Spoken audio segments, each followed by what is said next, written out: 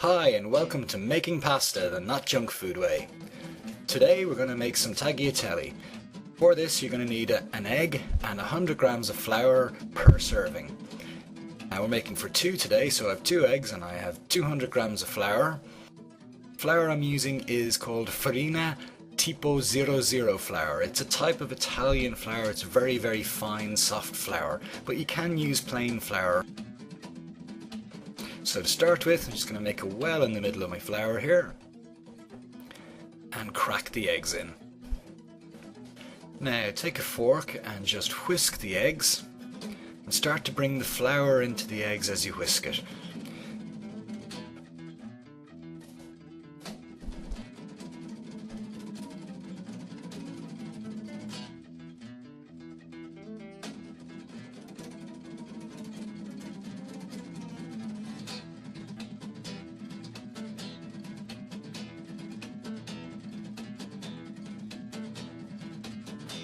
Once it gets too thick to whisk with your fork, basically get some flour, clean your fork off and get your hands in there, making sure they're clean of course. And you just want to scrunch it around, flip it over a couple of times and basically use the moisture of the egg to catch and mix in the last of the flour.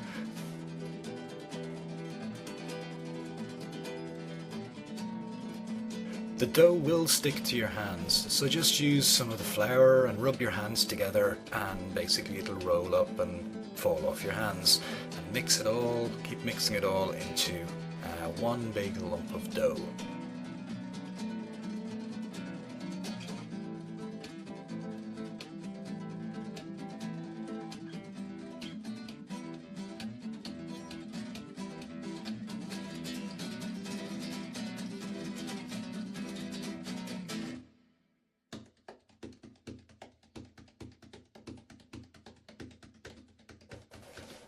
Once you have all the flour mixed in,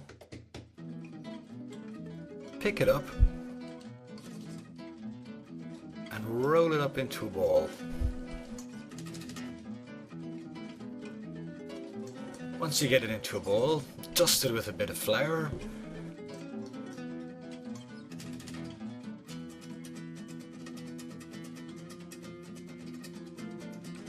Next, you just want to wrap it up in some cling film.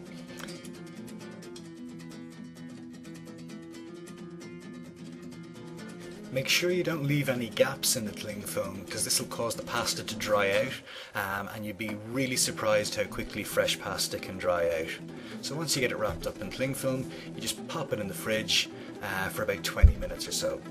Alternatively, what you can do is you can pop that into one of those airtight freezer bags and whack it in your freezer to use at some other point. After 20 minutes, grab your pasta ball out from the fridge and just unwrap it from the cling film. And the first thing you want to do is actually clean the pasta machine. So for this you just need to cut off a little bit of pasta dough, scrunch it up, give it a bit of a flouring, and then pop it through the machine on the widest width setting that it has. And basically you just run down through each of the settings on the pasta machine, running the pasta through at each one, and what this does is it picks up any dust or dirt or anything like that that's settled on the rollers and cleans the machine for you. It's also a good idea to get your pasta pot or saucepan on and start your water on the way to boiling because you don't want to hang around. Once this pasta is ready, you just got to get it into the pot.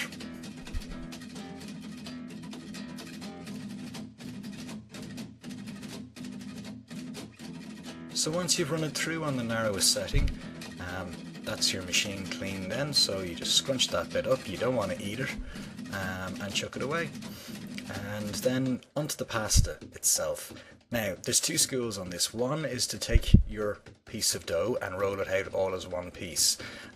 Myself, I prefer to put it into slightly more manageable chunks because this does stretch out quite a lot even for 2 people and it makes it quite difficult to work with. So I cut it into 3 pieces when it's for 2 of us, and then you just flatten it out a bit and start feeding it through the pasta machine on the widest setting. it's important to keep flouring the pasta so it doesn't get too sticky and start sticking inside your machine. Then you want to run it through again on the widest setting on your machine. Basically, you want to run it through twice on each width setting. So take it from the widest setting to the next widest and then run it through twice again. This process helps to make the pasta smoother when it's finished, gives you a lovely silky finish on your pasta. So once you've run it through twice on the next width setting, take it out, fold it over lengthways, flour it up again, dust off any excess, and run it through on the widest setting again. And again, you want to run it through on each setting once or twice and just move down through the settings until you get all the way down to the finest setting.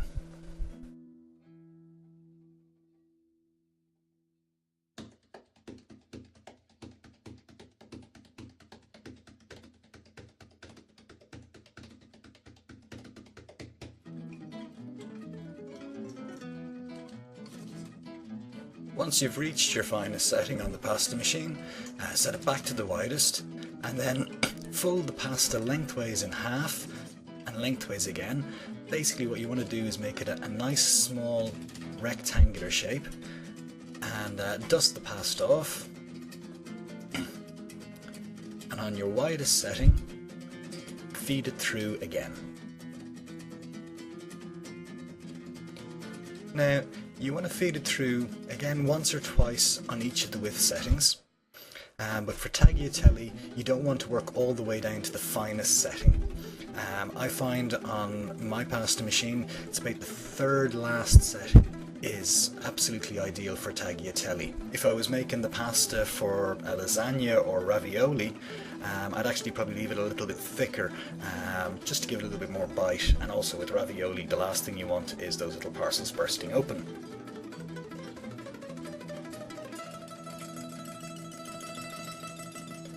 Whenever the pasta starts to feel a little bit tacky as you're feeding it through, you want to flour the pasta. Just keep flouring it, keep adding, dusting it over with the flour and that. Once you get down to the width setting you want, then you just want to flour it up as good as you can and put that to one side. And then just repeat the process for the other pieces. Once all your pieces are rolled out, what you want to do is flour them again, make sure they've got plenty of flour on them, dust off any excess but put plenty on.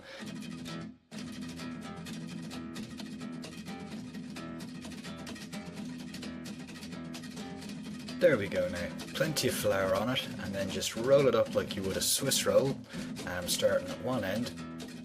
Try not to squeeze the roll because this will make the pasta stick together. You don't want that to happen at this point. So once you have it rolled up, you want to slice it. Now don't slice it too wide.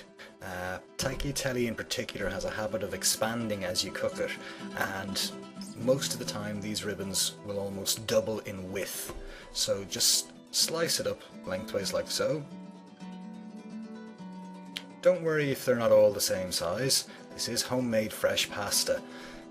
It adds to the texture and the look of a meal to have different widths of pasta, in my opinion anyway.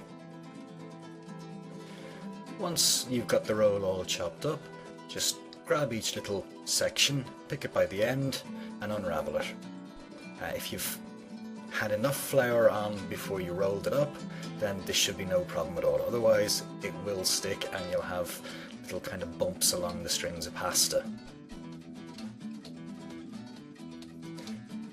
Do this with all the sheets of pasta that you have, and once you get it all unraveled out, you want to add it to some boiling water with some salt and pepper, a pinch of dried oregano and some olive oil.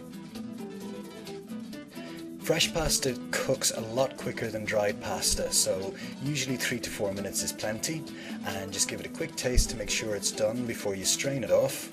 And once you have it strained, just toss it in some extra virgin olive oil and you're ready to serve with some pesto or spaghetti bolognese or whatever. Alright, thank you very much for watching. And I look forward to doing some more of these in the future, and I hope you look forward to watching them. Bye now.